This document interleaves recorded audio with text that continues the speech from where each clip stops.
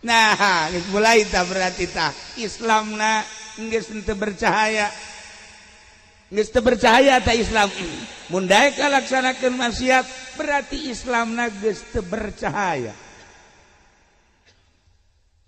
lamun geus bercahaya sakumahakan Gusti Allah dina Al-Qur'an wa may yaj'alillahu lahu nura fama lahu min nur lamun ku Gusti Allah geus teu dibere cahaya atuh eueuh cahayaan ana eueuh cahayaan teu meunang neuleuh jahe tah ieu lamun geus eueuh cahayaan hate atuh geus abrut-abrutan maksiat terus Islam tapi terus we maksiat mulai tah lamun geus loba maksiat ibadah teh ibadah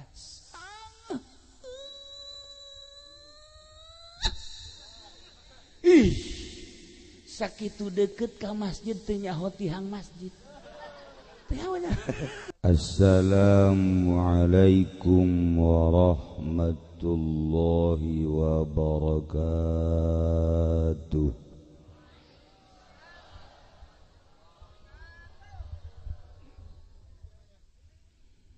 Alhamdulillah wassalatu wassalamu ala rasulillah Muhammad ibn Abdillah wa ala alihi wa sahbihi wa mawala amma ba'd.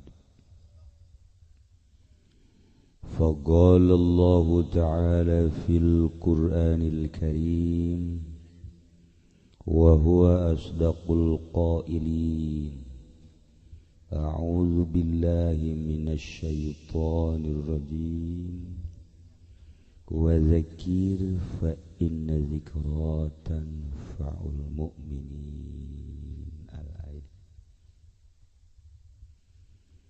Langkung tipayun urang sami-sami nyanggakeun puja sinareng puji ka Gusti Allah anu Maha Suci. Parantos masihan tina rupa-rupa nikmat ka urang sadayana, terutama nikmat anu kacida pisan ageungna nyaeta nikmat iman sinareng Islam.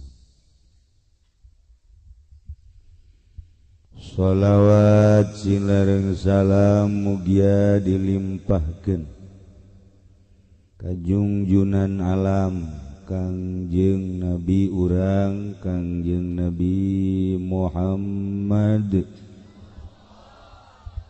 sallallahu alaihi wasallam, katut ka para kaluargina oge ka para sahabat-sahabatna rauh para tabi'in atma tabi'in al-mukarramun para alimil ulama, para asatidz, para tokoh masyarakat, bil khusus Sohibul Bait Kiai Suyuti al-masyhur Uting nu kusim kuring dimulyakeun oge mudah-mudahan urang sadayana sami-sami dimulyakeun ku Gusti Allah Subhanahu wa taala. Aparatur pemerintahanana nu alhamdulillah aya raja terbawah RT raja eta kana panghandap-handapna mudah-mudahan RT ka sorga.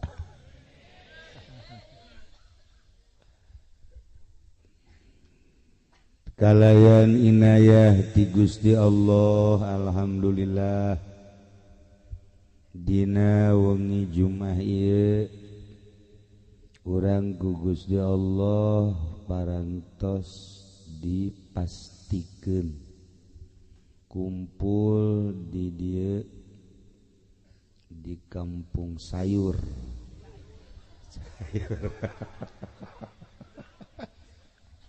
Atuh beda saeutik. C jeung C atuh satu. Wajar bae sih.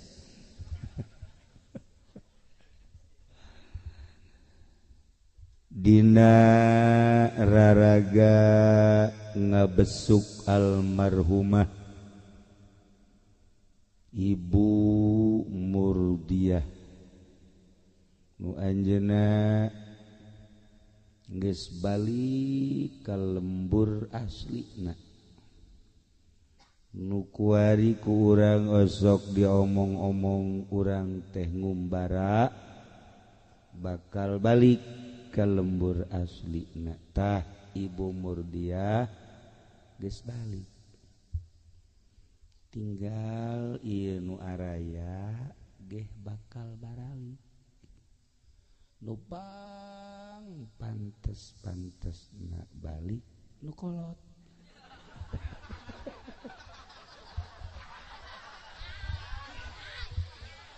sedengkeun nu pangkolot-kolotna si eta. aduh Geus kolot mah asal muriang zaetik asana.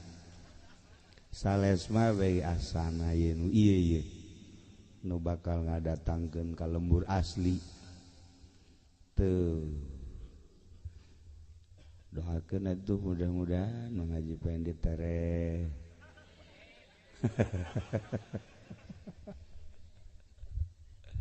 Dikitu-kitu bae can waktuna batun teu bae.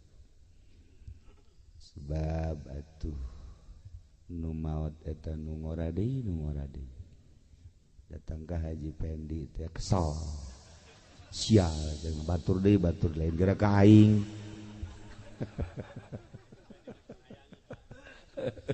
can hayangeun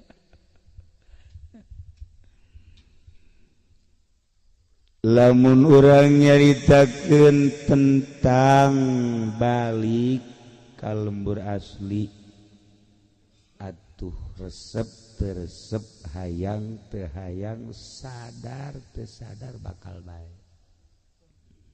nu embung-embungan ge bakal bae nu hayang-hayangan atuh komo pokona nu susah nu sugih pejabat rakyat kiai ustad santri petani bakal paraeh kabeh bakal maraot kabeh Masya Allah orang aya inget kadinya mata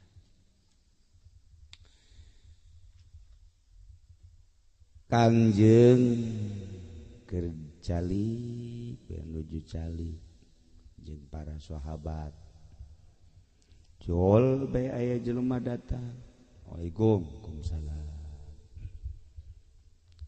kula datang ka dieu coba Tuhan alimni goro ibal ilmi coba abdi pagahan ilmu nu aneh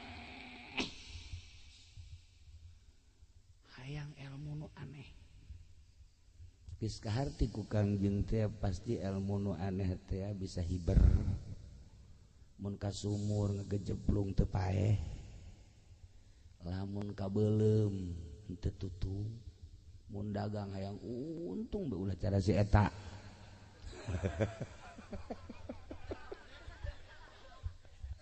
eta ilmu aneh aya jaho ka hate-hate jelema maksudna kan gitu cik Kangjeng Nabi apakah anjeun geus nyaho kana dasar ilmu cik eta lalaki Tuhan aya dasar ilmu naon ih cik Kangjeng geus jahon can anjeun ka Allah ih atuh jauh Allah mah nu disembah ku kula geus can dilaksanakeun hak-hakna emang aya hakna naon hak Allah teh nu kudu dilaksanakeun eta ngaranna dasar ilmu ke Tuhan maksudna hak Allah nu kudu dilaksanakeun teh naon kudu dilaksanakeun nyaho teu maneh kapaeh paeh atuh teh mah sering jajanna manggihan nu paeh mah nyaksian nu paeh tah geus encan mempersiapkeun jang paeh sadar henteu bahwa maneh bakal maot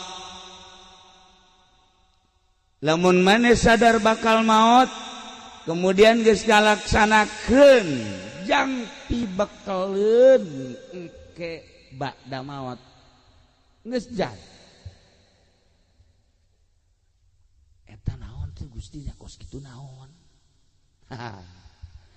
umatak ulah waka nyaritakeun anu aneh-aneh ilmu mah sa Kanjeng Nabi eta beta bekal paeh eta aneh ulah waka jeung hayang sagala bisa hiber ulah kos kitu tah mah Haji Pendi geus leuwih teh Haji Pendi mah mun ditanya isuk poe naon nya mah nyahoan wow jago nya mah tuh nah eta Haji Pendi isuk naon poe naon nyahoan nya mah sebab naon isuk bakal anu nagih nyahoan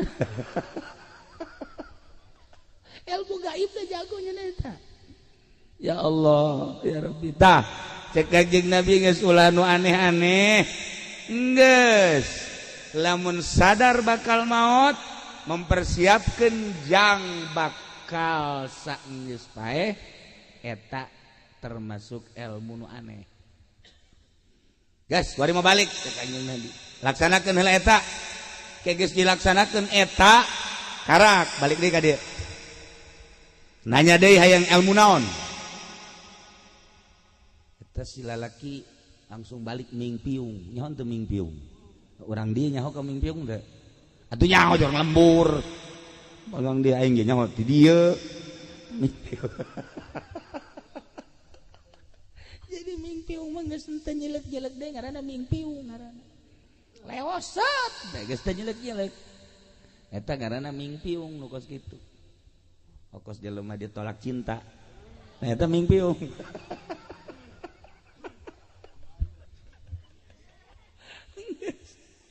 jelek-jelek deh ya percuma jelek atuh nah eta jelema balik langsung ibadah ka Gusti Allah salat waktu puasa waktu maca Quran mun aya milik sedekah wah getol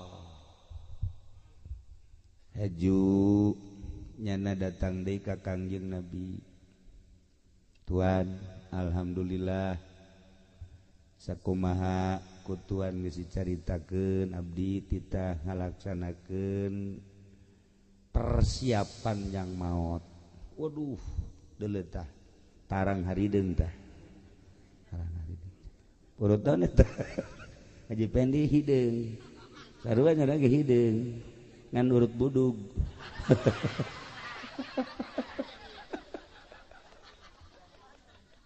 sugan teh urut sujud orang urut bisul ya Allah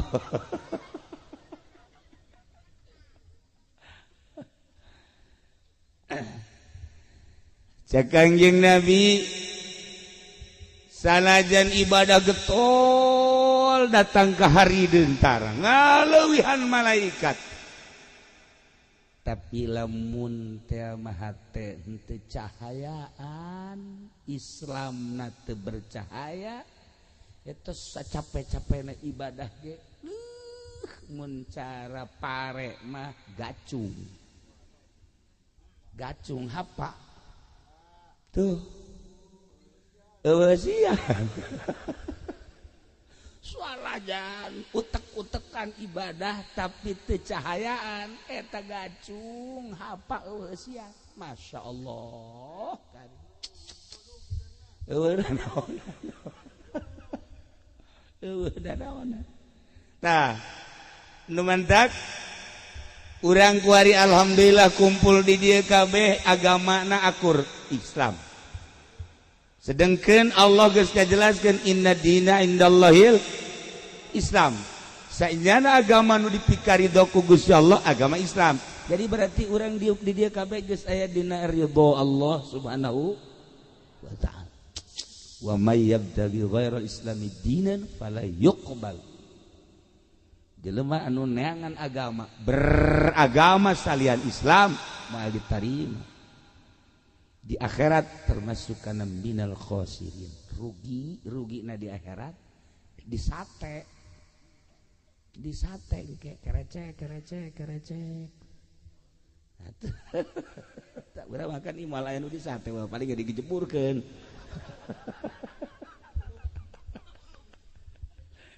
Tuh geus ngerasanya asana aing di kulub itu ngomong teu lah nya. Ya Allah.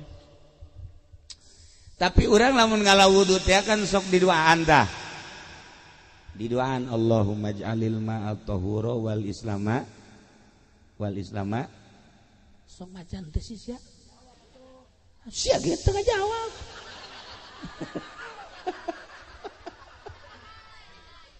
Orang lamun ngedeuk Allahumma ij'alil ma'a tahura wal islama nuro. Tuh Allahumma ij'alil ma'a tahura, he Allah muga ngajadikeun Tuhan Gusti kana ieu cai suci tur nyucikeun wal islama nuro jeung supaya ngajadikeun Islam cahaya. Islamna cahayaan. Aya sahabat daros Tuhan, emang lamun Islam na cahayaan aya beda teu? Atuh aya cek Kangjeng Nabi. Kumaha teh bedana? Kangjeng Nabi macakeun ayat famay yuridillah saha jelema nu dikarepkeun ku Gusti Allah ayyahdiyahu dituduhkeun ku Gusti Allah yaj'al sadrahu digajadikeun ku Gusti Allah dadana hatena insyirah jembar lapang yashrah sadrahu lil Islam gitu. Amma yuridillah saha jelema nu dikarepkeun ku Gusti Allah ayyahdiyahu dituduhkeun ku Gusti Allah yashrah sadrahu lil Islam jembar hatena di samping daek narima kana Islam kos urang insyirah jembar cahayaan hatena teh cahayaan cek sahabat teh Tuhan anu cahayaan hatena kos kumaha sih engke eta praktek-praktekna pibuktieunaana lamun hatena cahayaan Islamna berarti bagus. Di mana Islamna bagus dina harti cahayaan teh na ieu ayat 3 rupa. Nomor kahiji cak Kangjeng Nabi resep jasa ngalaksanakeun ibadah. Nomor kedua di mana-mana cahayaan narima kana naon papasten ti Allah. Nomor katiluna bakalna pikiranna ka akhirat bae ninggalkeun pikiran dunia. Tah eta nu kitu cahayaan hatena. Tah balikan deui supaya tenget ye abeh urang cahayaan apa henteu hate urang. Nomor kahiji dibere resep jasa ibadah ka Gusti Allah. Resep beta asal aya tongtrong we haju bae diome. Resep. Nya resep ngombe tongtrong. Tah sarua jeung ngombe tasbih gitu tah. Ai babacaan mah tilok. Tasbih di kieu-kieu beset. Bawa tasbih. Tuh. Bener. Ai babacaan mah tilok. Babacaan lagi ngan kieu doang kabayar moal.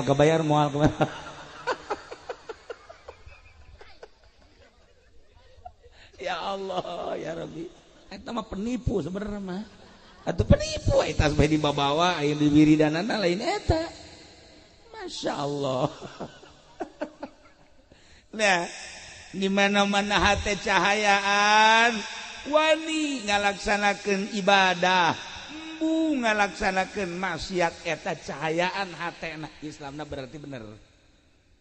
Nah lamun kuari jelema Islam KTP lagi malah boga tilu kos Haji Pendi tilunya nama KTP teh oh loba batu mah hese KTP-nya mah tilu eta lah bajingan teh kos gitu teh tilu nah iya KTP nama Islam jelemana Islam tetapi daek ngalaksanakeun maksiat kurang giat karena ibadah maksiat daek leletikanana main gaple lamun aya Islam masih keneh balak genep di kieu-kieu koto kunyana di kitu-kitu tah naonna karangarana jangjang naon ngaranna eta tuh nyawan teh tolol teh coba aju dikitukeun tah cuma hiber teh naon ngaranna jantur aing ge nyawa nang sia kan eta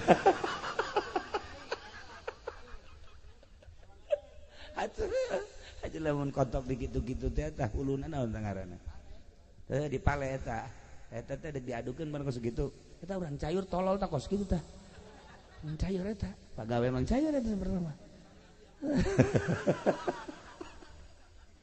nah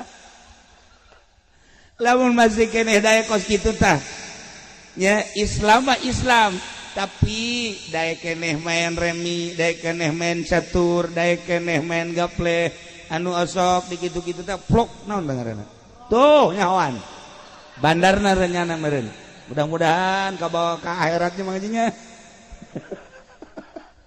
eta daya keneh kos kitu minimal boga TV keneh tuh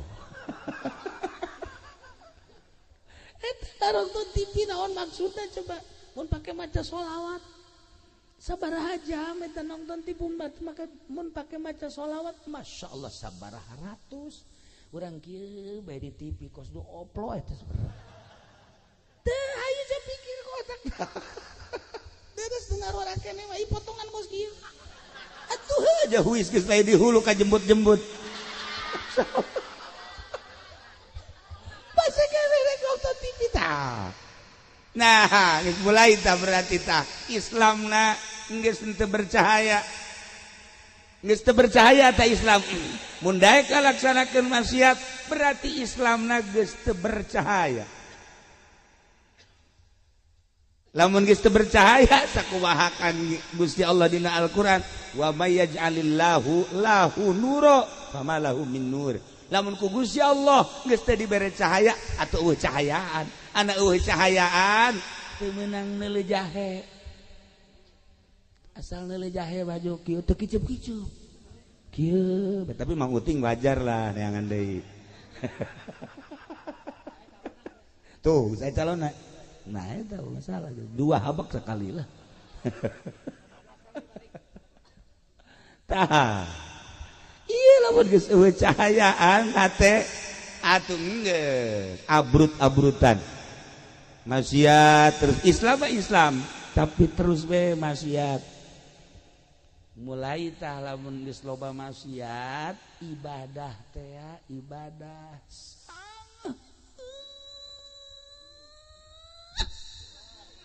ih sakitu deket ka masjid teu nyaho tihang masjid teh nya deket ka masjid mun ditanya tihang masjid sabaraha wallahu a'lam weh sia ka masjid emang aya naon karpetna geus diganti ku ari bener sia yeuh ku ari mah wow hebat biasa nyana ka jinya ka masjid goblok jantu cek nya teh keluar deui tolol teh coba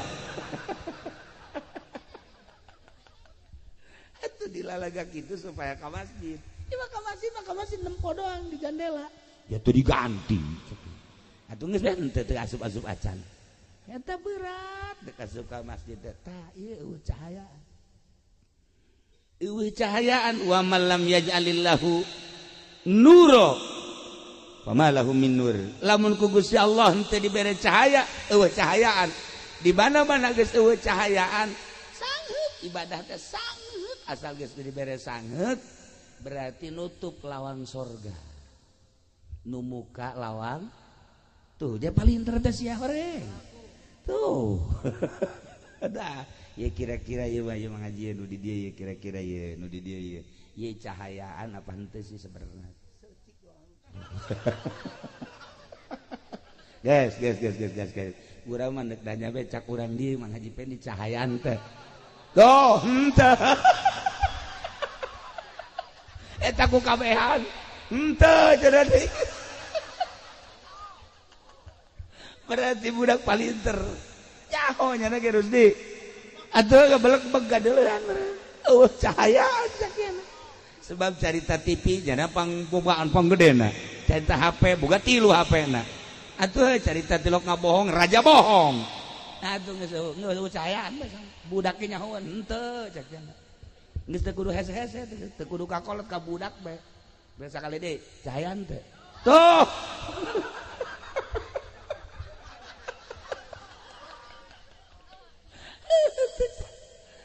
cahayaan lementak tawa kula masuk ingin ka dongeng da dongeng. Nah, aya urang kitu India, aya urang Arab, aya urang Indonesia. Kabar urang Indonesia Haji Pendi. Ya 3. Nah, ieu cek jalan ye. Aya kandang embe bau. Pak kuat-kuat. Ieu dongeng di Jalaluddin Rumi ge deh ye. Pak kuat-kuat coba sahanu kuat di kandang embe ayo embena aya di dinya embena aya di nya bau nya hangset embena ge aya mulai orang India heula asup urang India ka dinya tahan kunyana geus ngap-ngapan geus 10 menit doang kuatna keluar wah cek urang India waduh tidak nehi cek kitu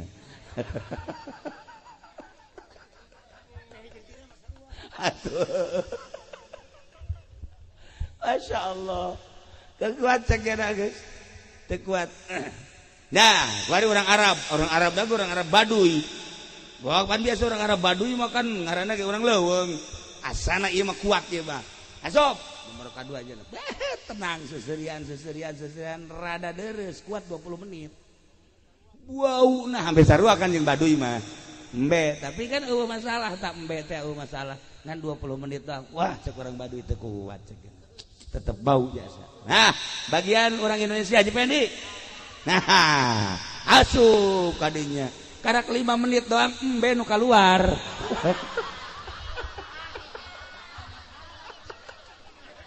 Sak embe teu kuat aing teh.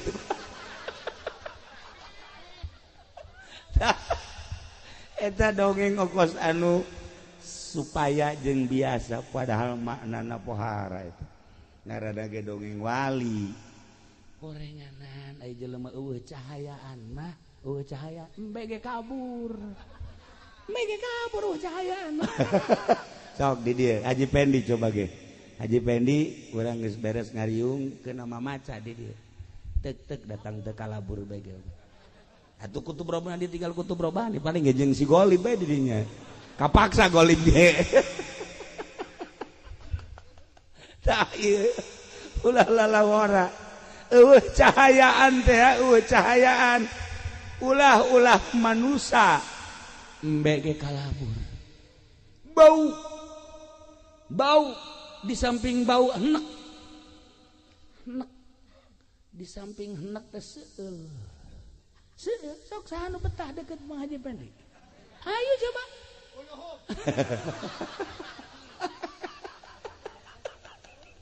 incuna itu kakek masih ada aja ya kapan nggak adanya lah iyalah para jamaah kaum muslimin wal muslimat rahimakumullah coba introspeksi ieu keur carita ieu geus kajian ulah nyaritakeun batur balik ka diri urang ke ai hate aing cahayaan henteu sih nu sabenerna lantaran tadi lamun cahayaan mah dibere resep jasa ibadah eta kakarak nomor kahiji tanda jelema nu aya cahayaan dibere resep bae masyaallah waktu salat teh geus ditungguan bae di deuleu deui wah encan masih kena jam 10 deuleu jam 11 setengah 12 ah geus siap-siap ya pas jam 12 hees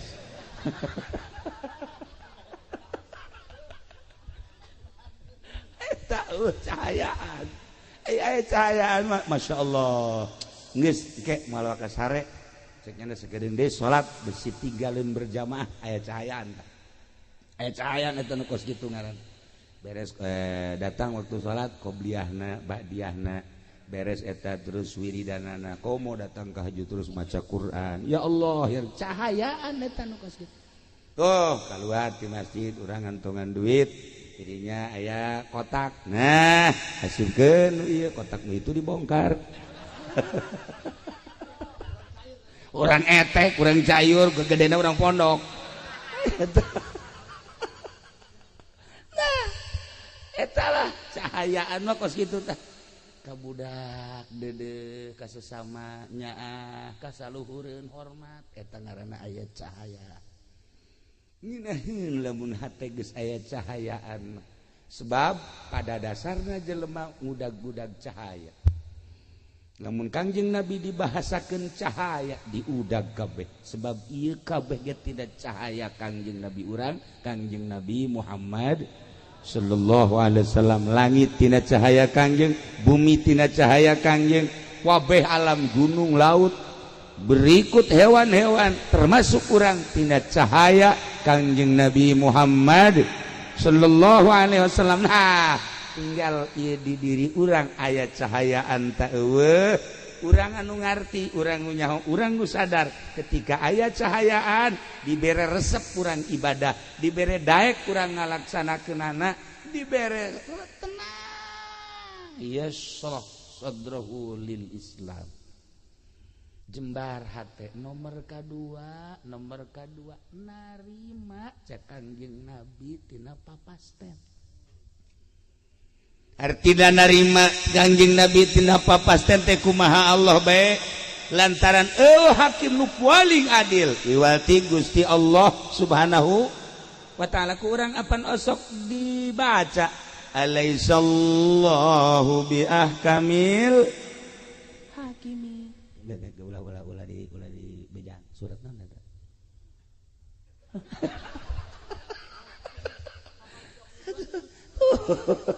eta teh artinya masuk dibaca ge tuh cak nu di tukang alhakumut cenah deui nah bejaannya na maksudna mah sarua ondona itu mah alaihissallah ya kabil hakim Allahumma hebat na hukuman pang adil-adilna eueuh deui hakim nu paling hebat Allah wayana sakitu naon bae keputusan terhadap diri orang terhadap halayak rame terhadap hewan gunung laut bumi keputusan Allah sebab Allah teh ahkamil hakim urang sadar aing dijieun ku Gusti Allah model kos kieu narima urang ngaca ye ngaca dikaca ya Allah ya Rabbi ya abdi ciptaan Gusti alhamdulillah dibere kasep mun kasep teh mah dibere gelis mun gelis teh sadar tah alhamdulillah loba tah manu kitu mah tah begitu aja pending ngaca aing jore amat nya ceknya ambil jeung nu di Cisoka akur di mana ka di Cisoka teh tuh solear si wanyahoan begitu ngaca teh ieu mah akur jeung di solear mah aing mah ngan ubuntutan doang atuh ubuntutan ge nu kadeuleuh tu kadeuleuh mah aya ge sabarna nah ieu lamun aya jelema ngaca aing jore amat sih Gusti kunaon si abdi diciptakeun jore tah eta jelema henteu sadar kana papasten ti Gusti Allah panghese-hesena teh sadar jambal kebal di alam dunia ini sakit alhamdulillah dijadikeun jelema aing geus bae sakitu ngeunaheun jadina tenang kana pikiran teh keur ngaji mah balik bae ka imang ngaca jore amat aing ye tuh coba gitu ketika orang dibere jadi pedagang haju untung baik alhamdulillah ya Allah ya Rabbi maha kaya Gusti alhamdulillah karasa ku abdi kakayaan Gusti abdi dagang untung baik dikocorkeun beureun kakayaan Gusti ka abdi loba tah manu kitu mah tapi begitu nyana dagang haju rugi deh Gusti ieu kumaha sih urusanana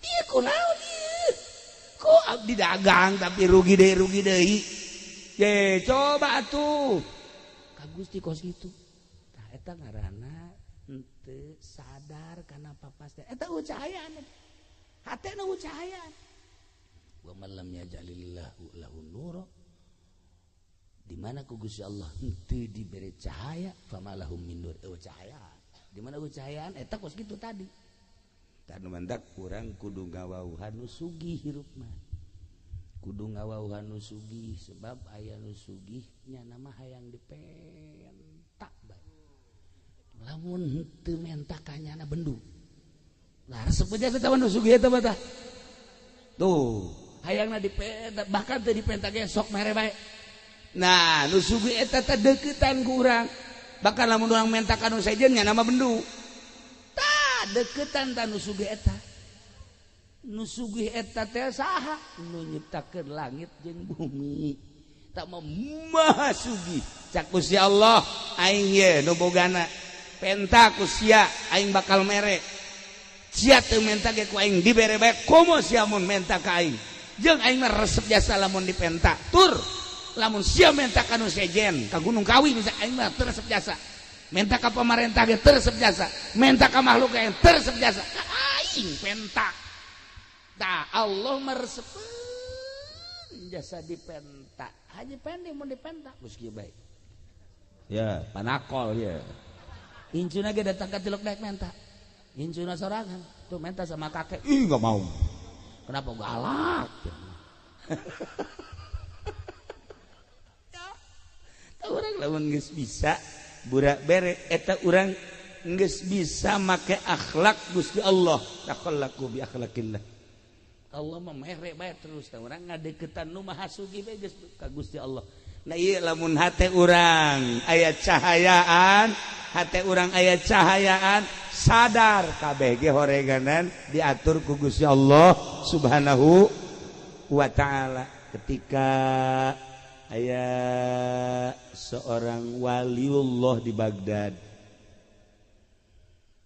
begitu manehanna keur di Baghdad ternyata horenganan di daerah Tartar keur perang terus perang nyana ngadenge begitu nyana ngadenge eta peperangan teh peperangan geus mah awewe pararae sipil-sipil masyarakat teh budak leutik ke parae nyana ngomong kieu ka Gusti atuh kunaon eta diperangkeun sehingga eta pararae masyarakat emang eueuh nu ibadah emang eueuh nu sok hudang ti peuting emang eueuh wali pan beureun aya wali maot aya ulama maot kudu maotkeun aya diperangkeun ku Gusti langsung nyana peutingna sare barang sare ngimpi kapanggih jeung hiji jelema make jubah terus nyekelan surat eta dibabawa bae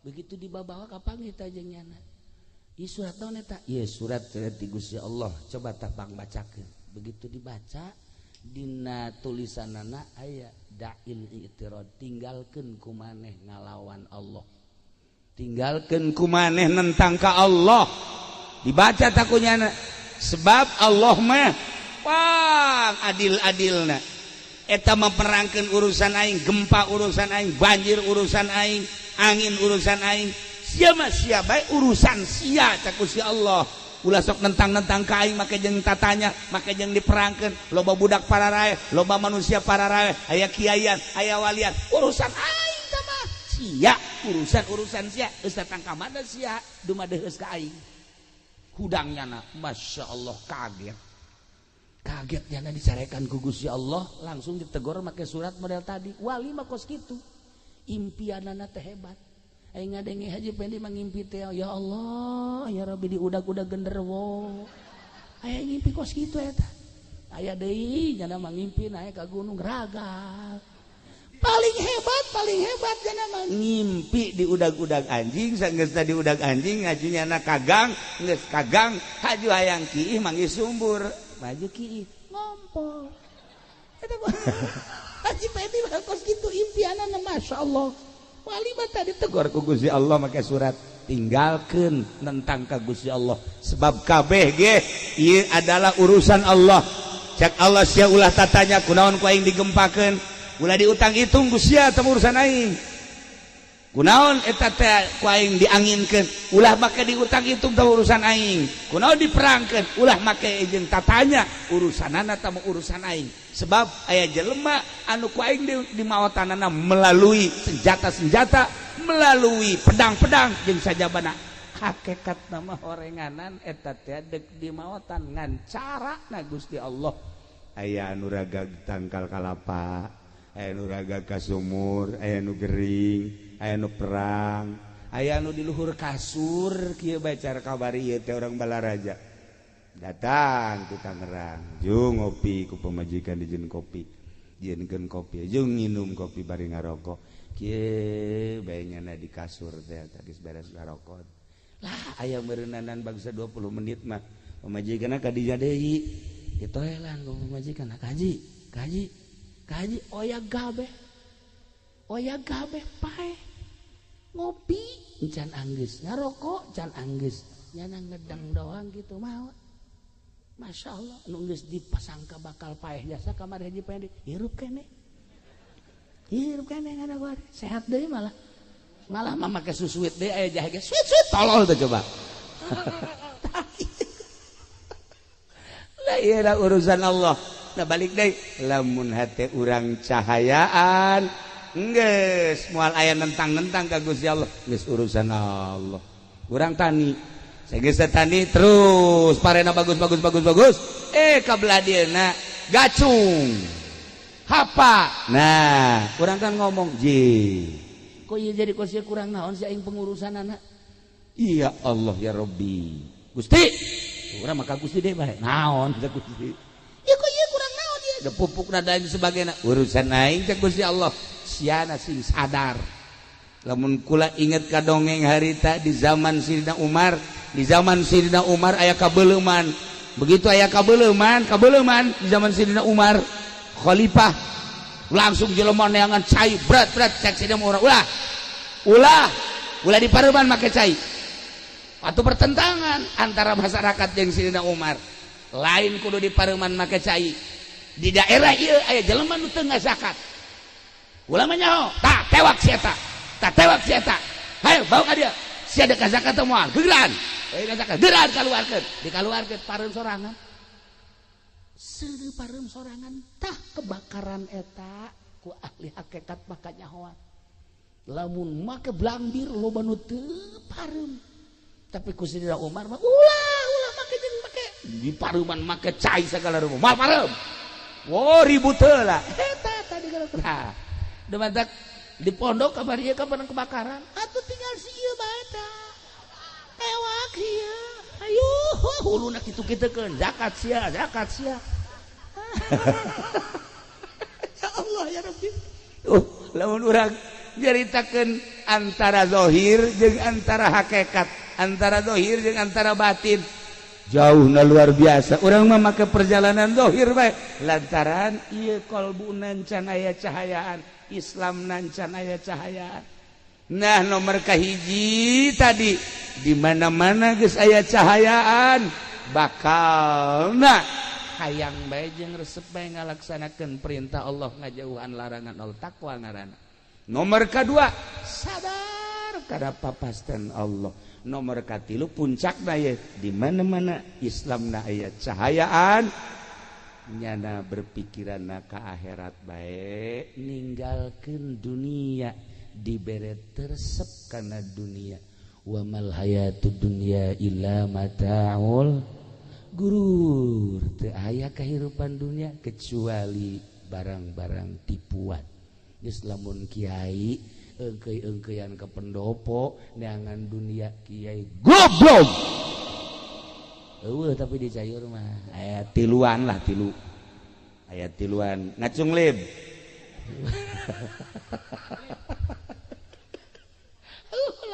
ulah diagan dunia abong-abong bisa ngaji abong-abong bisa baca Quran abong-abong nyaho hukum dipamerkeun pake neangan dunia eueuh cahayaan kiai tinggal kiai berarti ieu eueuh cahayaan tah Islamna encan puguh ngajamin ilmu nungtun kadang-kadang ilmu mawa ka neraka lamun ilmuna jadi hijab tina cahaya. Nah iyalah para jamaah kaum muslimin wal muslimat rahimakumullah, balikan deui inna dina indallahil Islam, saenyana agama nepi ka karidho ku Gusti Allah adalah agama Islam. Tetapi Islamna kudu anu aya cahayaan. Sakumaha tadi lamun Islamna aya cahayaan maka aya tanda-tanda. Hiji tanda Islam aya cahayaan daek ngalaksanakeun parentah Allah, embu ngalaksanakeun laranganana. Daek ngalaksanakeun parentah Allah, ngajauhan laranganana. Eta berarti mulai cahaya nomor kahiji. Lamun naik cahaya nomor kadua, sadar karena putusan Allah di diri urang, atau soal harta, atau soal penyakit, atau soal naon bae nu patali jeung diri urang, atau jeung batur tilok cegekan sebab kabeh ge geus aya tidak keputusan Allah Subhanahu wa ta'ala. Alaihissallah bi ahkamil hakimin. Cahaya nomor katilu ialah cahaya anu bener-bener mantep sehingga pikiranana langsung baik ke alam akhirat. Mohokeun alam dunia dibere resep kana dunia. Etalah nu paling istimewa cahaya Islam anu nomor katilu. Geus urang mimitian tina awal carana kumaha supaya cahayaan eta teh tadi cak Kangjeng Nabi geus encan maneh ngalaksanakeun hak Allah. Naon? Ialah mempersiapkeun jang maot, mebeh datangna maot. Eta adalah memerlukan cahaya. Di mana orang sholat berarti orang mempersiapkan jang maut. Orang ngazakat mempersiapkan jang maut. Orang puasa mempersiapkan jang maut. Orang haji mempersiapkan jang maut. Orang baca Quran mempersiapkan jang maut. Orang tahajud, orang duha, zikir, maca sholawat, berbagai kehadean-kehadean yakni ngalaksanakeun ibadah. Eta adalah jang mempersiapkan maut, mebeh datang maut. Berarti geus aya cahaya. Nah, tapi cak Kangjeng Nabi tadi teh inggis sanajan urang ibadah bae tetapi eueuh cahayaan ngan meunang capek doang. Ngan meunang capek doang tah ieu perluna cahaya. Kos kumaha sih cak Kangjeng cek para sahabat Gusti Rasul eta meunang capek doang. Nah henteu nyaho kana keagungan Gusti Allah. Lamun urang ibadah teu nyaho kana keagungan Gusti Allah naon bedana jeung salat budak leutik. Budak leutik ku salat mah salat bae pan teteh ge cenah salatna ge. Ja teu nyahoeun kana agungna Gusti Allah. Sok geura teangan budak leutik lamun tarawih teh. Haji Pendi salat tarawihna masa sih babaturan eukeun sujud di kitu-kitu pelerna. Eta kan berarti budak leutik sama salat kos kitu mah. Giliran nya ndek diuk diteuneunnan parantina kol bedug di dieu tah. Atuh kumaha eta karana salat budak leutik teh nyaho keagungan Gusti Allah, sadajan capek ibadah lantaran teh nyaho kana keagungan Gusti Allah, ongkos salatna budak leutik eueuh nanaonan.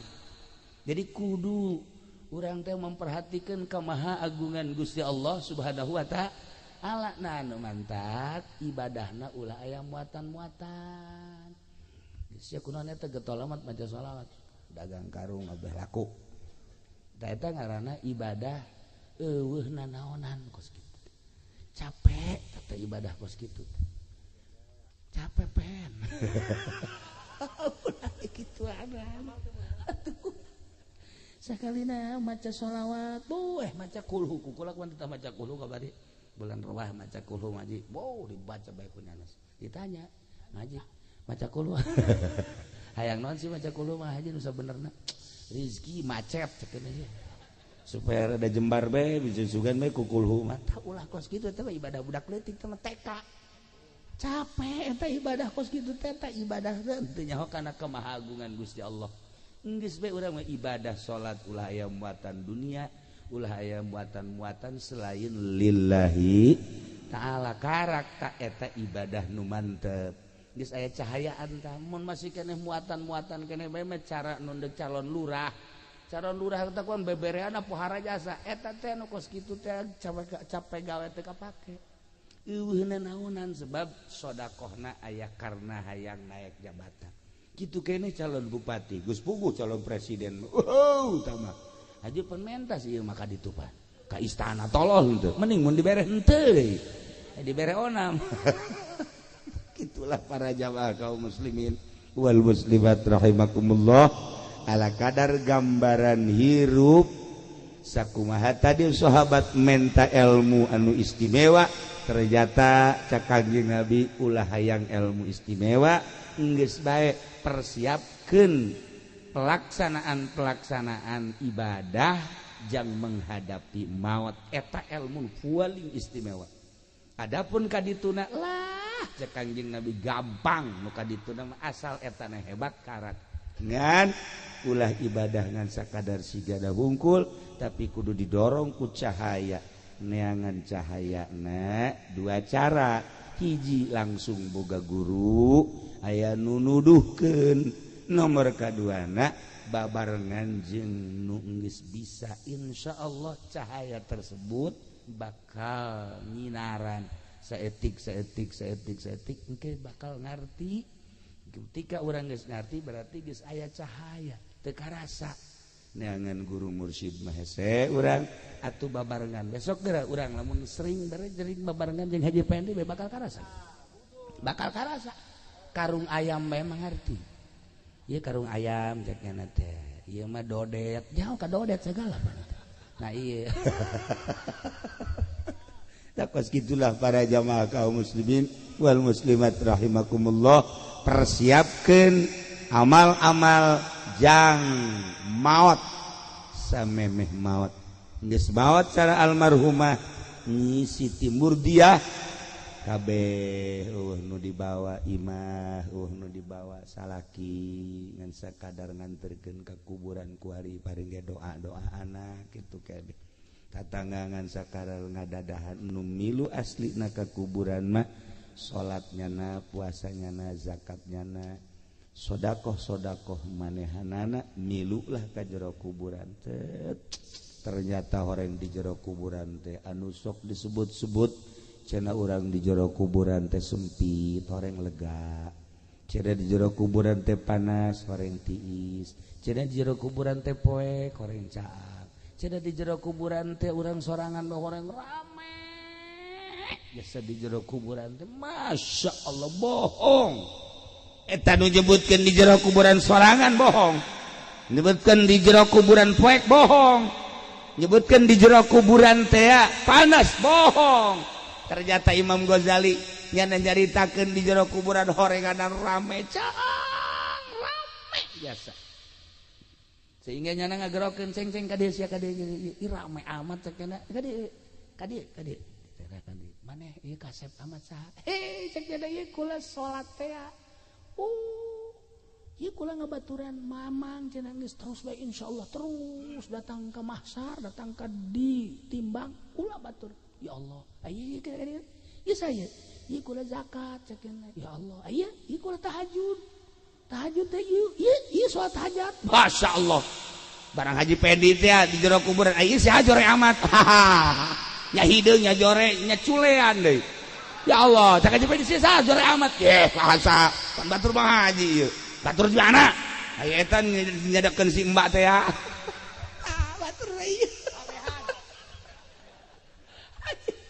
ya Allah ya Rabbi bakal ngabaturan urang di jero kuburan bohong urang hasud urang henteu salat urang teu zakat urang bakal ngabaturan urang sok renungkeun ku urang ketika urang di jero kubur bakal boga baturna urang nokos kumaha bakal ngabaturan jasa mangkaning eta ketika urang sering ngajembarkeun batur jembar kuburanana jelema datang Waalaikumsalam naon ya duh kula di kamari jandar masyaallah atuh lain bebe aja sia di kamari ya cukup teh 500.000 Pak ieu tah alhamdulillah Pak Haji masyaallah ke sia lamun teu boga deui ka deui senang hate geus jembar jero kuburan datang ka Haji Pendi. Waalaikumsalam. Waalaikumsalam. Enan sih.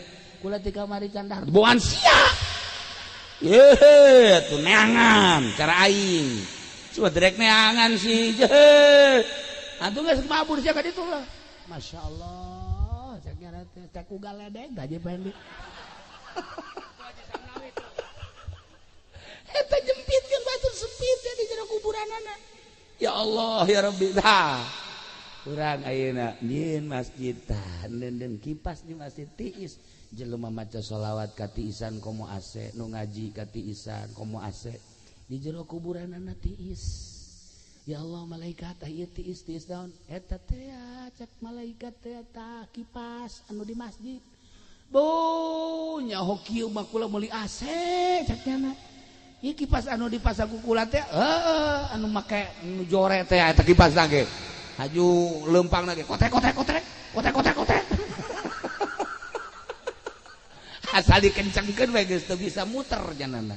Ya Allah eta kos kitu ge tiis. Aduh nyaho kitu mah kula meuli nu bagus. Cek malaikat keur ieu sia. Tah kitu Haji Pendi bapan nyana mah lain meulikeun naon kipas, malah kipas di masjid dicokot. Atuh panas cenah mah di kuburanana. Atuh cek Haji Pendi malaikat ieu naon li panas. Lah maling kipas ya. Panas. Mentek sih ada ngaji ka masjid gede.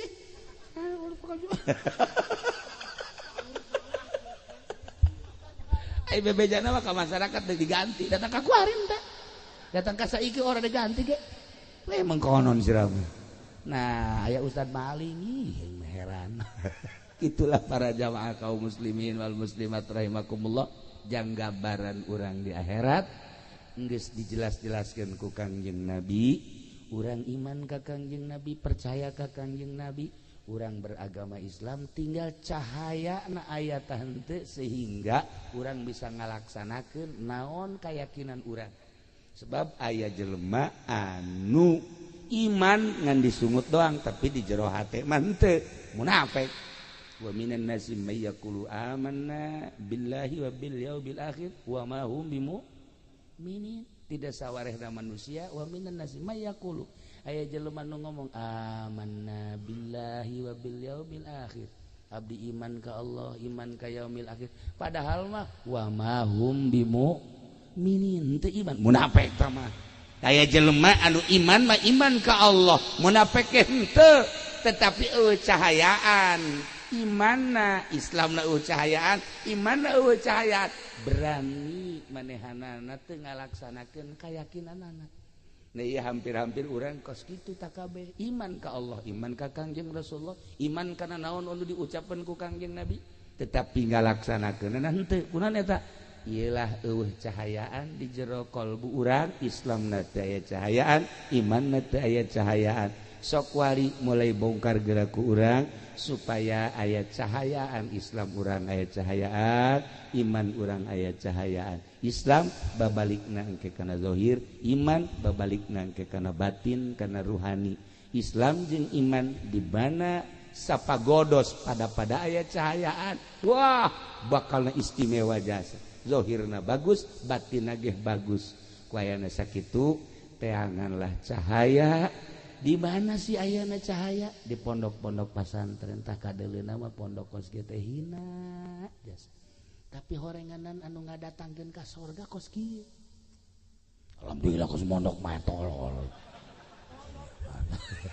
Siang pondok ngaran doang. Kampung pondok salilana bodoh. Heran eng mah. Tuh.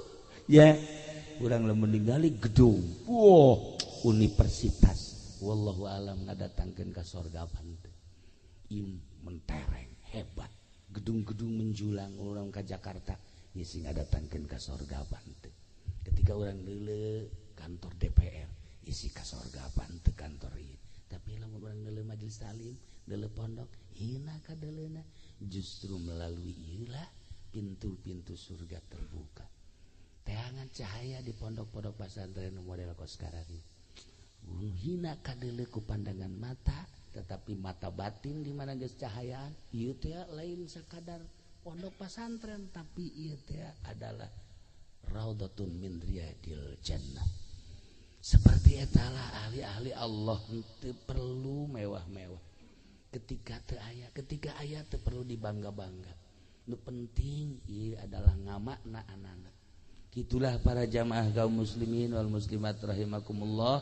Malam ieu urang diundang ku almarhumah Ibu Murdiah, maksudna mepelingan ka urang, wahai ahli-ahli cayur, kula geus balik kalbur asli, ente ge bakal baralik.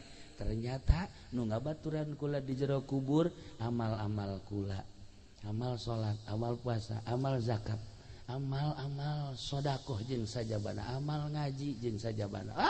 Santri mah ujang ka neraka sebenarnya. Santri mah ujang ka neraka, santri mah kajeun HSB ge di kobongna surga. Tuh, cuma teu percaya waduh sagala naon. Ye. Atuh geus cara bae cicing ge di taman surga deuk kumaha atuh. Ujang ka neraka. Mantak santri mah tanajan amalna jore pan di ka nerakakeun. Begitu deuk diasupkeun ka neraka aya utawi. Ye, utawi Gusti mah segede peureup.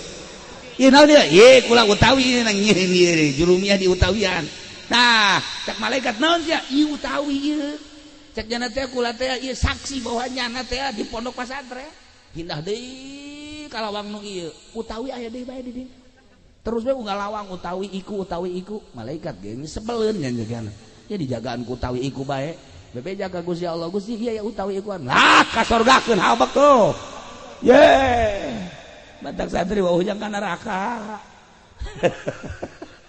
Di Indonesia mana mun urang nyaritakeun tentang syariat di negara atuh teh jalan. Lantaran di Indonesia mah negara urang, negara Republik Indonesia lain negara syariat, negara demokrasi Pancasila.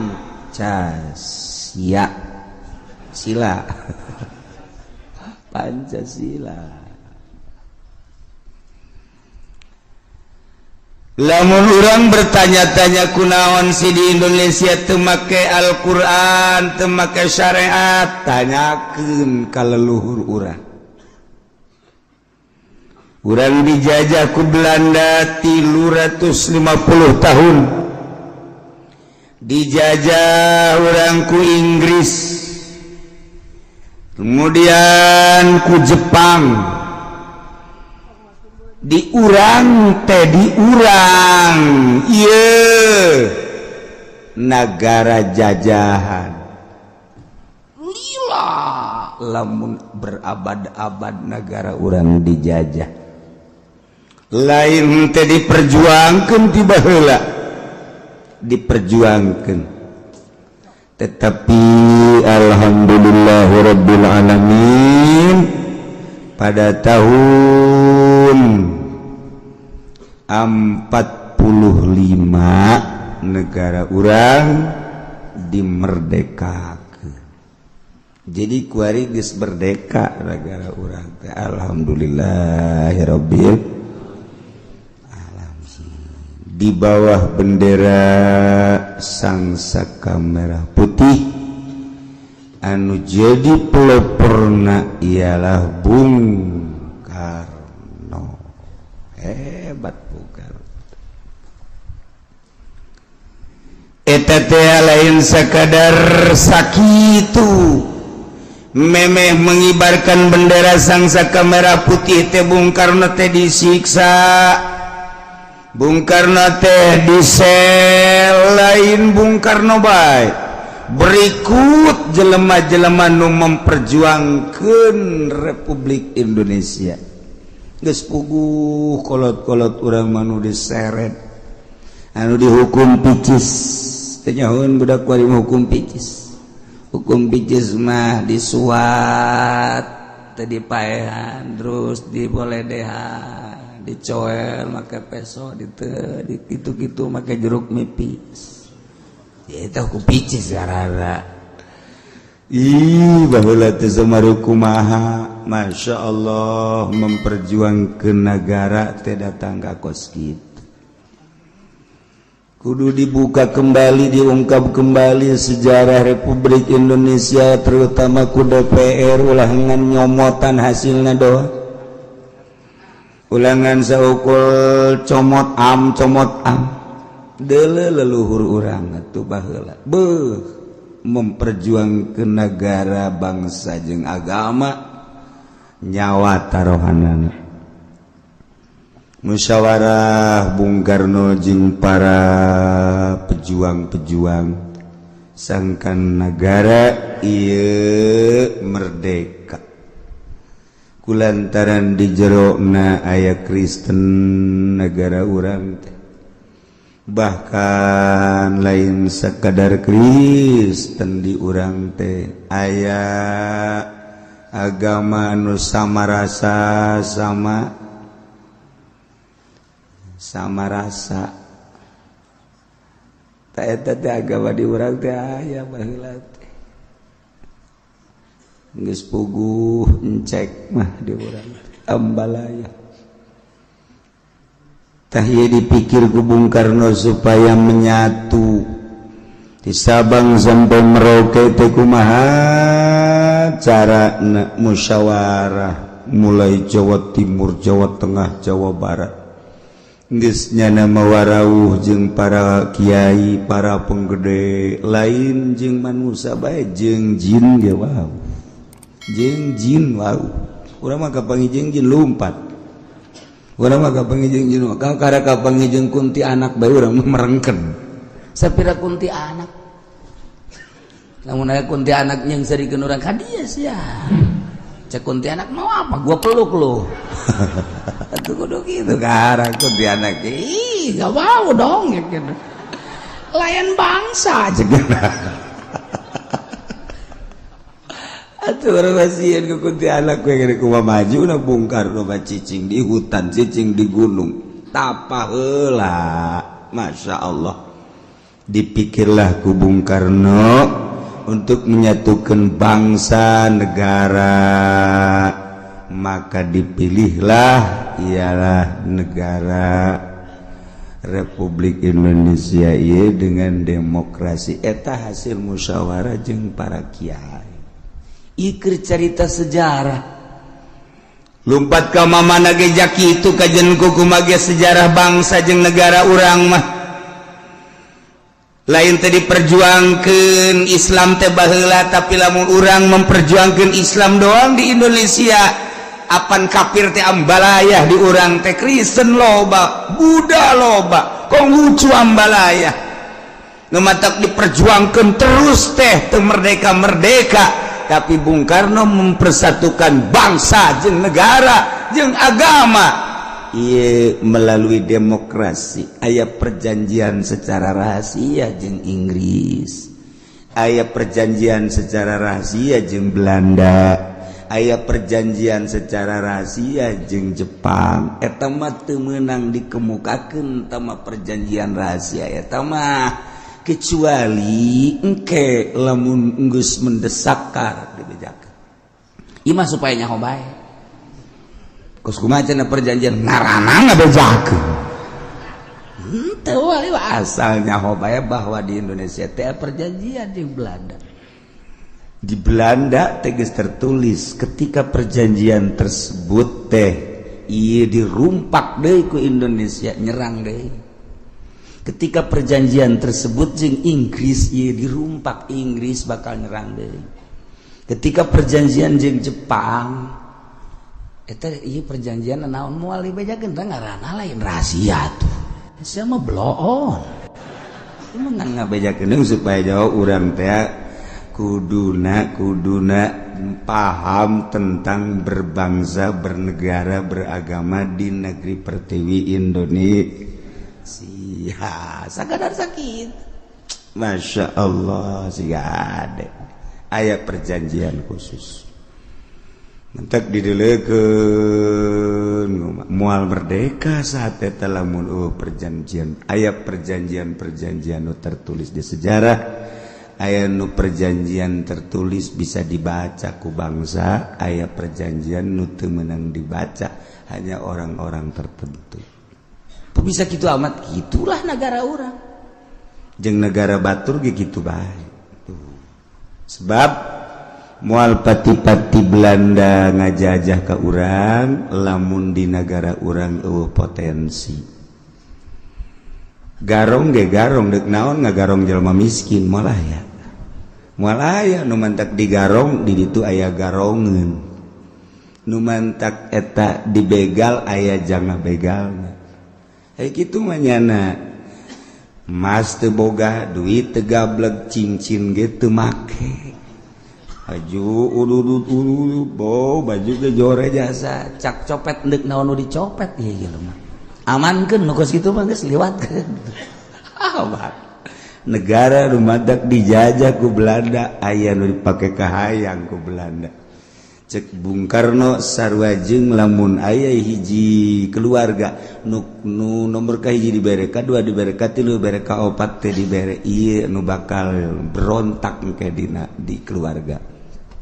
Di tengah-tengah kampung aya anu usaha-usahana maju. Usahana maju, mobilna boga dan lain sebagainya, tapi orang sekitar eta teu pernah ngasaan deleukeun ke nya nyen komplotan ka batur. Engke bakalna diserang batur nu nyerang nyana anu jadi cocolokna. Kajen kumaha ge kitu sebab ieulah potensi garong ka dieu. Tah nagara ge kitu bae. Mentek Irak diserang teh aya nu dipake kahayang ku Amerika. Yaman diserang aya nu dipake kahayang ku Amerika. Sanajan ku ari kadeleuna Saudi Arabia di tukang nama tetep bae Amerika bae. Mantak Turki diserang aya nu dipake kahayang ku Amerika.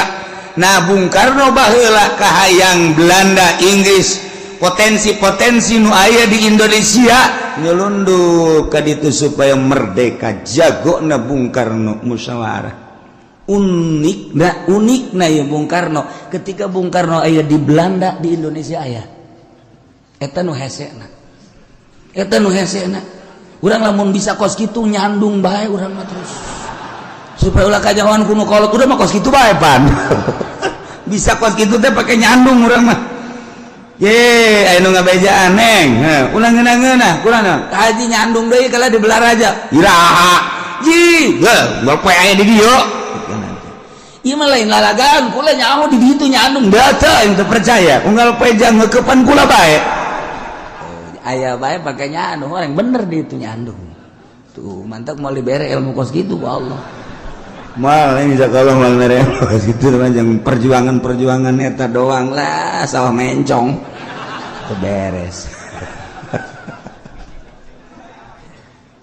Ieu keur carita nu mantak aya organisasi NU eksis di negara emang kumaha gitu aya perjanjian Kiai Hasyim Asy'ari baheula jeung Bung Karno tentang mempersatukan bangsa jeung umat ulah dikira didirikan NU pada tahun 26 teh aya perjanjian untuk mempersatukan bangsa negara ngan nyana dibentuk satu organisasi sosial keagamaan NU Nahdlatul Ulama moal dicaritakeun terlalu dalam NU ngan ulah kaget lamun NU banserna huru-hara Indonesia banser kita ngajagaan masjid teu kaget satu ketika orang huru-hara jeung Kristen banser titah banser tita ngajagaan kuil tita ngajagaan gitu gereja dan rumah-rumah ibadah noleh ulah kaget etalah NU geus paham tak encan nu arasup NU sehingga NU seperti kitu corakna tuh siapa mah geus nongol teh heula bodoh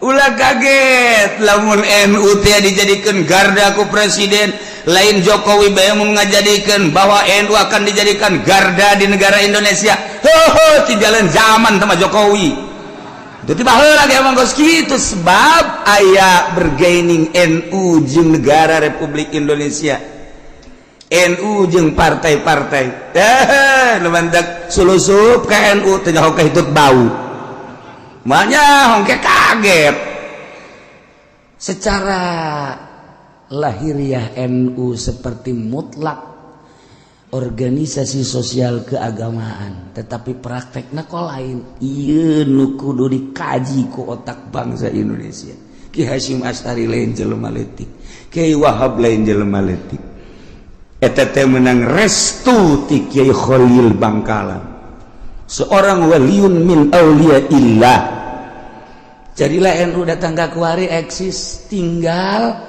nu nyekel NU na mampu tante bener je tante sakitu kepemimpinan dia kok NU kieu kepemimpinan dia kok NU kieu nah kuari lamun urang neuleuh perkembangan NU memilih ketua naga manis silih jotos tetis berarti teu bener teu nyaho karena asli na NU kula nu diuk bae di imah ge nyaho nu mantak Gus Dur datang ka desa babarakali ngobrol secara umum kitu secara khusus aya jeung kula nyaritakeun tentang NU nyaritakeun tentang bangsa ieu lain lalagaan di Indonesia mah ketika urang dek ngayakeun nanaon ingat leluhur urang diseret dibunuh dihukum picis dan lain sebagainya untuk memerdekakan bangsa untuk memerdekakan negara Republik Indonesia dipilihlah ieu negara teh negara demokrasi teu sembarangan menyatu dari Sabang sampai Merauke teh lain lalagan satu suara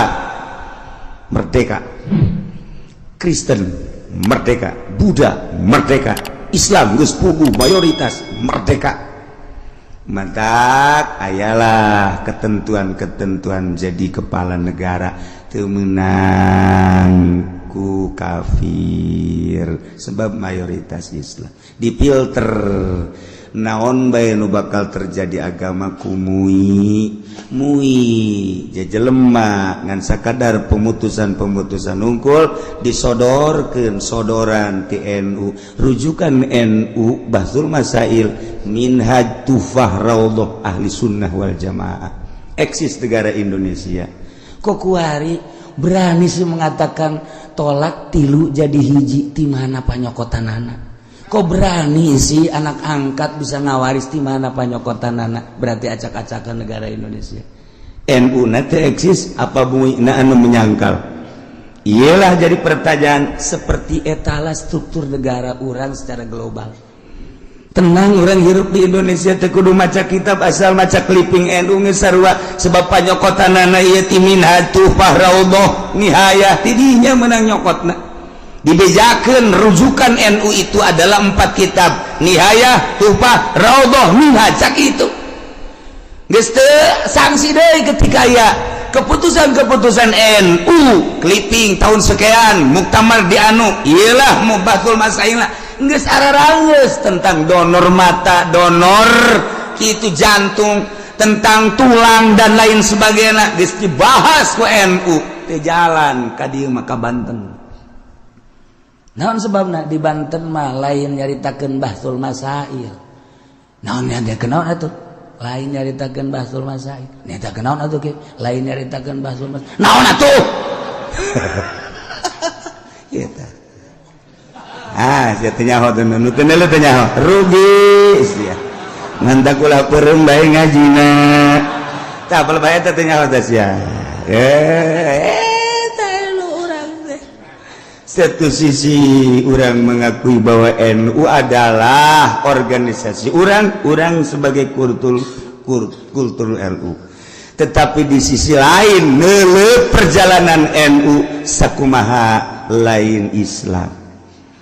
Ayalah sogok menyogok, ayalah minta meminta, ayalah di luar ketentuan NU.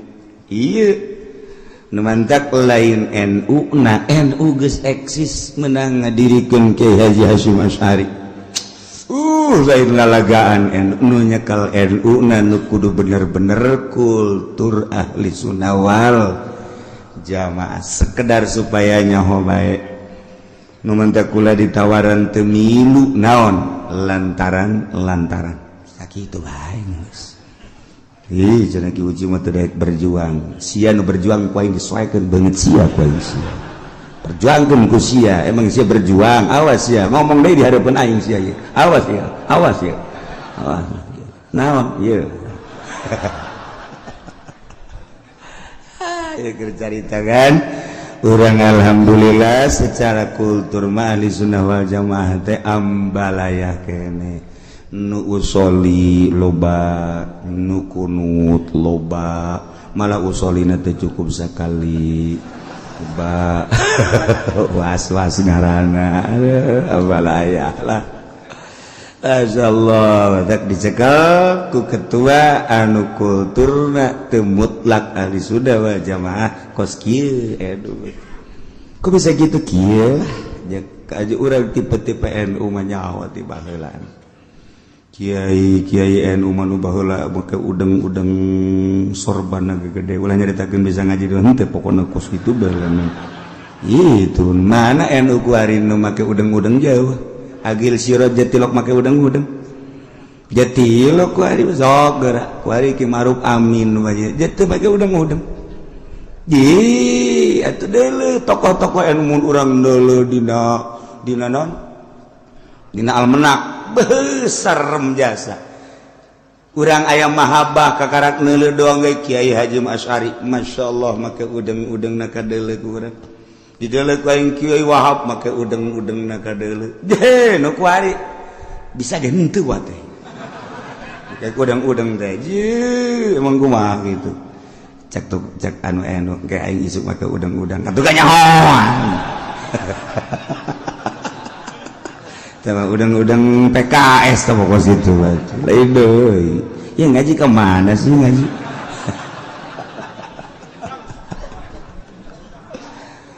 Ikir nyaritakeun bugot di negara urang negara demokrasi aya aturan-aturanana bahwa kekuatan diserahkan terhadap rakyat sebab kepala negara benang memilih rakyat bahkan kebablasan milihna nu buta ge milih bae nu torek ge milih bae nu gering ge milih bae teu nyaho bakal kumaha kahareupna padahal nu milih mah nu boga wawasan nu boga pemikiran jernih kaharep untuk maju bangsa negara jeung agama kaharep kumaha ieu mah teu bahkan nu unikna di Golkar mah lain nu gering-gering acan dicolokan ku lurah di desa bertanggung jawab di hadapan Allah engke tak kepala desa sia dikerebekeun di neraka sia ye mangga teu nyaho lah cenah kieu udah sok ngomong gitu emang deuk kitu bae supaya nyarahun rakyat di zaman Golkar teh kos kitu tah di bating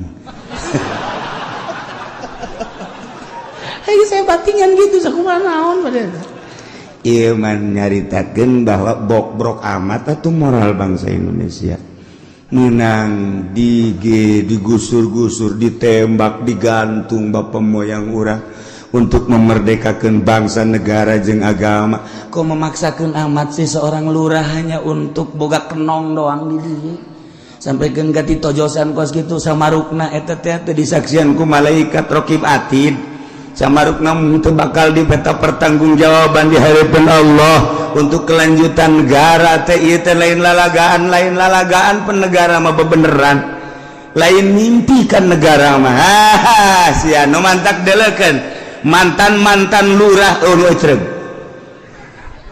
kadeuleu ku mata urang hampir kabeh hampir aya hiji dua mah mantan camat deuleu mantan camat deuleu ku mata urang pan jelema teh geus sarua kalakuanana lain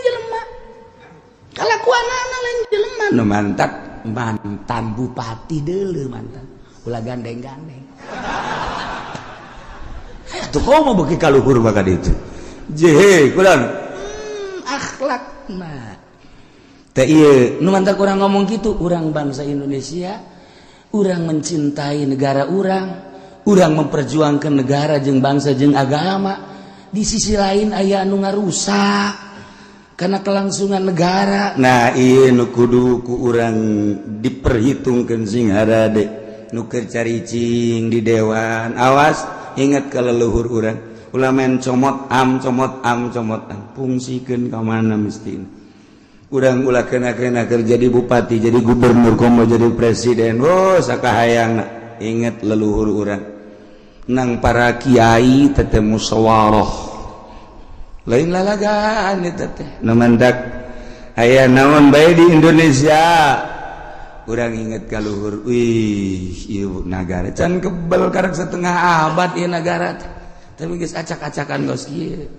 Nah, ketika pemerintah tengah jalankan aturan-aturan nulis dibuat di sebuah negara, kemudian aya jelema anu keheul jeung boga kekuatan, nyeunlah kelompok untuk menegur pemerintah tersebut. Kelompok diperkuat kuat ngaranna bugot. Khususnya di negara Islam umumnya di negara demokrasi geus sarua bae sebab aya aturan-aturanan ketika keluar ti aturan bugot mulai nah ayalah di negara aya bugot satu kelompok untuk menasehati negara. Lamun kamari negara dinasehatan ku bugot kemudian kembali selesai urusan anak. Tetapi lamun negara memaksakan diri, ieu gebogaan kekuatan pecah di dalam negara. Ribut antara kitu naon kitu ngaran bugot jeung negara. Urang lamun ningali ku ari di Mesir geus teu rapi, kulantaran naon? Lantaran presidena anu dipaksakeun buatan Amerika, masyarakat embung presiden buatan Amerika, hayang presiden buatan negarana sorangan, asal terjadi gempur, ricuh deui, nyieun deui rakyat, Amerika teh satuju ganti ribut salilana. Di urang hampir kos kitu ngan bangsa Indonesia mah piawai. Nu kudu nama kuari ge digulingkeun tetapi henteu antepkeun sadaek nanyana lah daharna ge moal gembul ija kuru gitu kan artinya tenang-tenang wae ieu piawai bangsa Indonesia keun moal kebal ieu gitu kan di negara batur geus acak-acakan dia negara sebab naon dolar can karuhan datang ka iraha aju perekonomian ieu teh can boga rencana untuk perbaikan politik acak-acakan mun kudu dibejakeun mah ieu mun kudu dibejakeun di kabupaten teh naon nu kudu digawean ieu teh teu puguh ngan teu ngaromong bae isin sebab nang milih nyana je ulah sia ini sebenarnya nyana jadi lagi bingung nah iya kumaha gitu teh jelas tajakeun ka bakal PNS emang sanajan aing di imah bae ge nyaho. Jeh, parangsana tuh.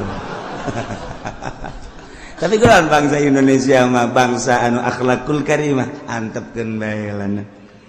Tuh masyaallah Gus Dur sarua teh jelas ieu teh cek di PNS teh jelas ieu teh cek di kecamatan naon nu kudu digawean padahal keur direncanakeun jeung rencana nu sakitu luar biasa nganu kepanasan Amerika gulingkan Gus Dur Amerika lah melalui seseorang nah hari ieu mah atuh tenang-tenang bae Amerika ge keur didelekeun bae rakyat atuh tenang-tenang bae deui kajen kumaha lalakonna tinggal nu usaha bae nu boga pabrik bararingung aya urang mah teu bingung tuh pabrik teu boga sawah teu boga atuh deuk kabingungan naon urang mah tuh sakitu batak mendingan keneh nu susah teu bingung nu sugih mah bari bingung cenah bakal kumaha ieu perusahaan orang Cina ge geus boga gulung tiker ambalaya loba nu geus dirumahkan anu dirampingkeun tina 8.000 jadi 3.000 karyawan teh berarti kan geus lain lalagaan parahna nu tina 8.000 anu 2.000 karyawan teh aya tinggal 1.000 aya nu dilambatkeun udah enggak usah masuk luh lah katanya teh geus ambalaya berarti kan teh jelas perekonomianna nah ieu bugot keur carita bugot aya di sebuah negara padahal di negara urang ge ieu teh aya 3 dimensi negara zahir kos kieu aya negara batin negara wali aya negara di dalam negara aya diurang mual langsung atuh eta urusan narkoba mun negaraan mual langsung atuh eta urusan sindikat lamun negaraan jadi di jero negaranya negara ulah kaget kos gitulah diunggal negara termasuk di Indonesia lamun urang nyebutkan tidak boleh membuat negara di dalam negara orang yang ngomong gitu nu nyeuna antapkeun geus mah kos kitu mah nu penting urang aman-aman bae lah nah ieu mah bugot secara zahir lain negara nu eta mah neangan pengaman jadinya secara zahir make bintang 7 secara batin teh bintang eta lah digunakan untuk menjadi eta mainnya di jero negara kos gitulah mal-mal angges-angges di dieu mah di urang pergelean perganjaan pernarkobaan emang bakal angges moal bahkan makin menjadi-jadi sebab naon aya negarana di jero ge mantak urang mah maning nasehatan anak urang we ceng sing ade ceng ulah siar mun mabok sakalian paeh bae ceng ya tak kolot wahara jasa da iyalah negara urang asalnya bae supaya urang hati-hati urang teh bangsa Indonesia cicing di Indonesia lahir di Indonesia bahkan nu paling ditakuti ku orang luar pembelaan bangsa terhadap negara ieu ditakuti Indonesia emang kumaha gitu di Indonesia mah di Indonesia mah tuh kadeulean ku urang luar negeri aya huru hara geus golok dikeu ge nya menang nyaho eleh mah geus kieu bae